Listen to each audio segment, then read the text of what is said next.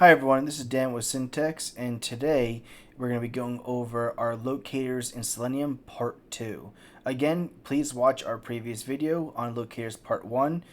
We went over options number 1 through 6. We went over ID, class name, tag name, link text, and partial link text. We went in pretty decent detail and gave you some examples, so please go ahead and watch that if that would go ahead and help you out with this further lesson here. And as promised, we're going to go over CSS selector and XPath today. Now, what is CSS selector and XPath? Well, they're just two different types of locators. Now, where other locators, as we had talked about in the previous lesson, let's go back to our same example here of our text box. We saw that we had our ID and our class. These were the attributes, and it had a value, right? Well, CSS selectors and XPaths are not necessarily worrying about an actual attribute and something that was unique in that aspect, but unique to where it is located, right? So this is an HTML DOM, and those two locators are more so intertwined with the actual kind of place they are here within our DOM. Now, what we mean by that is when we first go over, there's two different kinds of XPaths. There's relative and there is absolute. Now, absolute is from the top to the bottom. So let's say I wanted to work with this little text box here, this field that we were talking about. What it would do is it would start from the top here and shift down into every single one, all the way down through all the tags and all the nodes until it found mine here. Now that is not ideal, which is why we use relative XPaths. And I'm going to be teaching you a relative XPath today. As far as I'm concerned, you guys should not be using absolute. I just wanted to give you guys some knowledge that there are a different one out there, different XPath. There's two different ones, as I said, relative and absolute. We should not be using absolute. Absolute is where it is its location from the top all the way down to the bottom. And why this is not widely used or shouldn't be used is because we have to give that path. So when we were giving our locators and we were typing in our driver.find and we gave its value, well, we have to give that value, that entire path.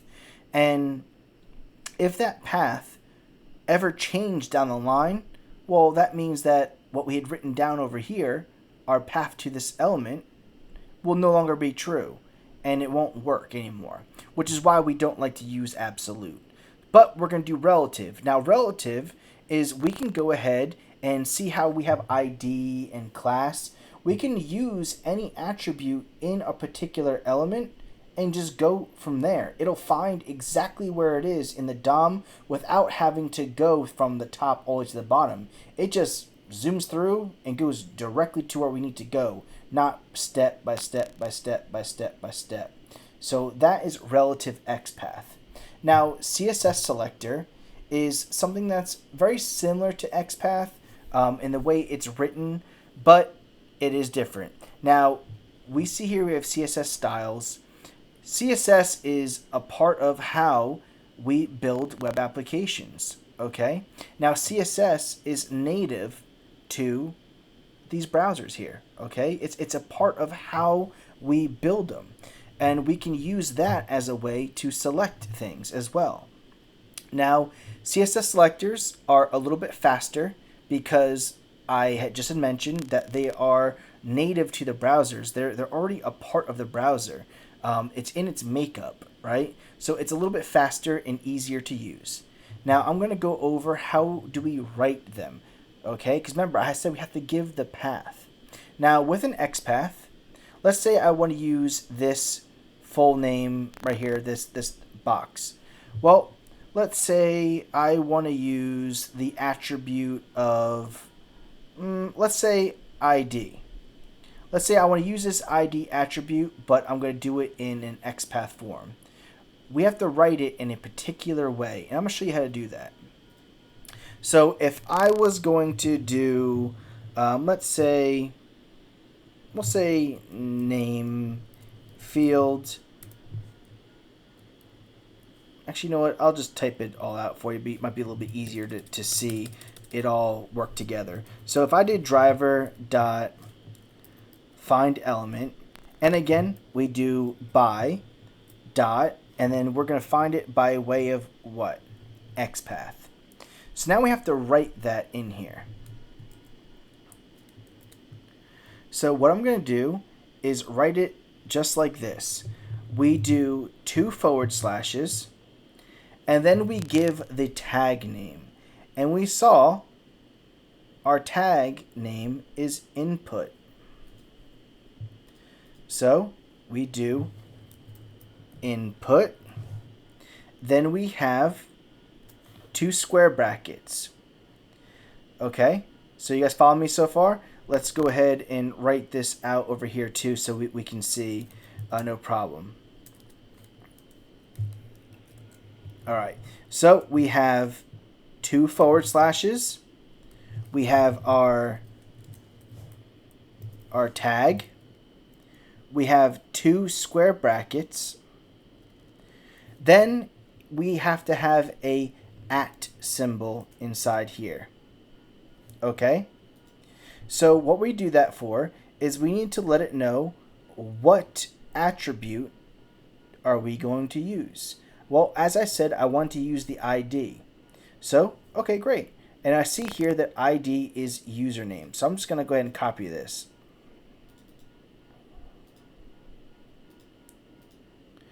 All right. So, again, my attribute. So it's 2 forward slashes, the tag, the @ symbol. I want to use my ID. Then I'm going to put the equal sign, quotations, and then I'm going to put the value of my ID here.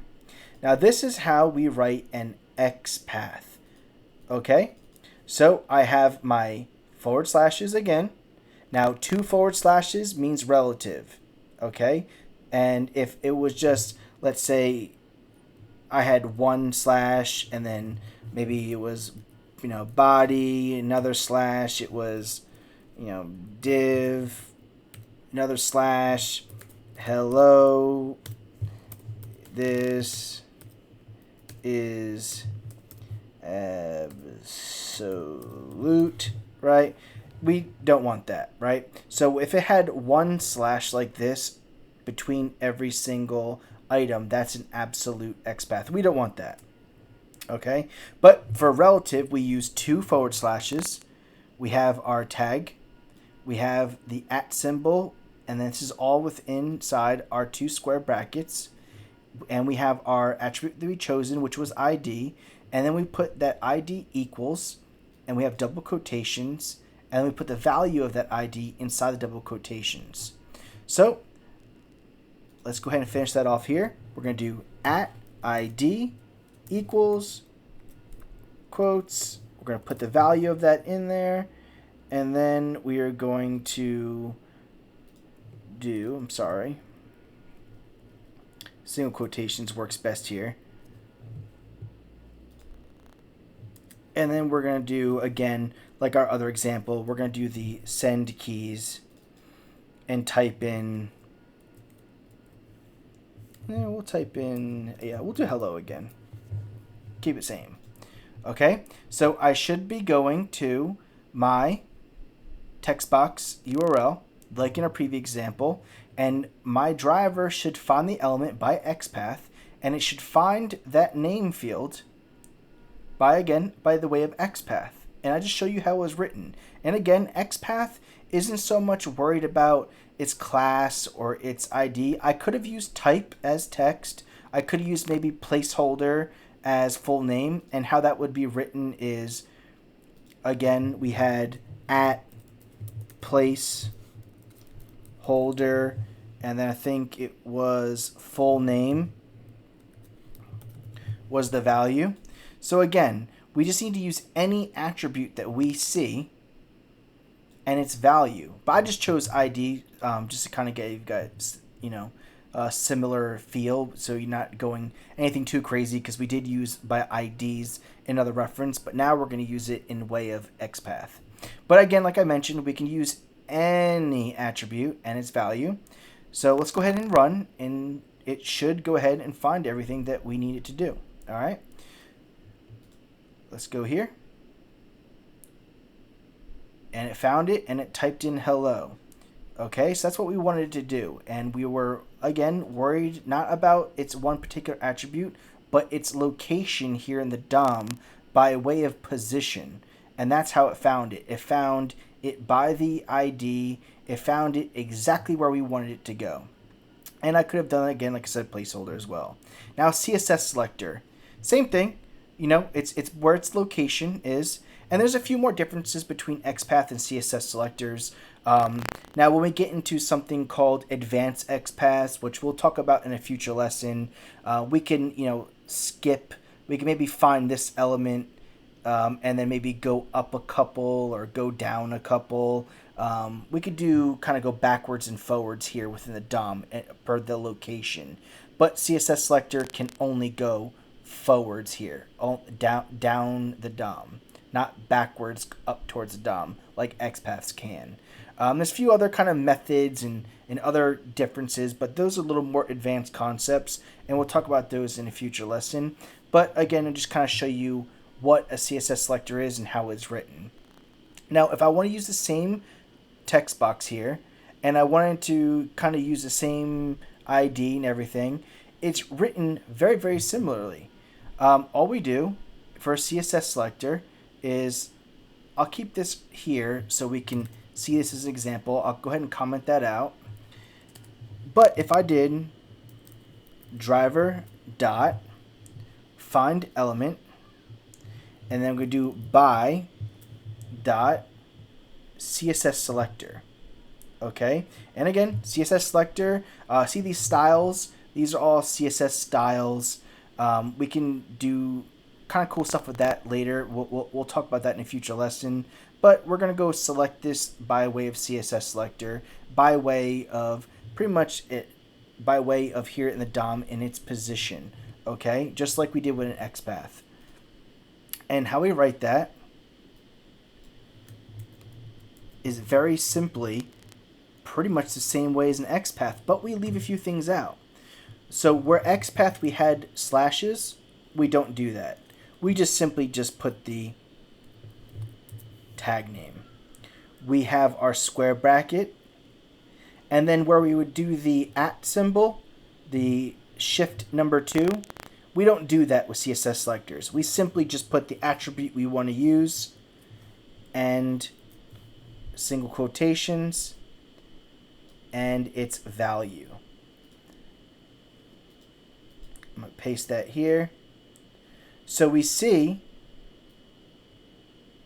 that this is very, very similar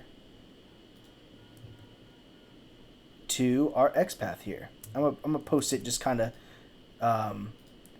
right above each other. Well, that didn't really work out for me. Hold on 1 second, guys.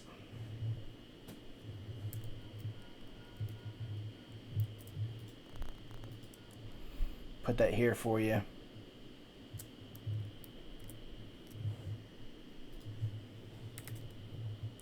All right. There we go. Sorry, guys. Little technical difficulties. My wasn't working with me for a second. But we go ahead and got it. So you can see here, that is my XPath. And that is my CSS selector. It's very similar. Now, again, we can write CSS selectors. There's a few shorthands and some little shortcuts and things that we can do. We're not going to worry about that. It's a little more advanced, but just show you just an easy, basic example of how we can use it. And that is one of the easiest, basic ways of writing a CSS selector. So we're going to do the same example. I'm going to do send keys.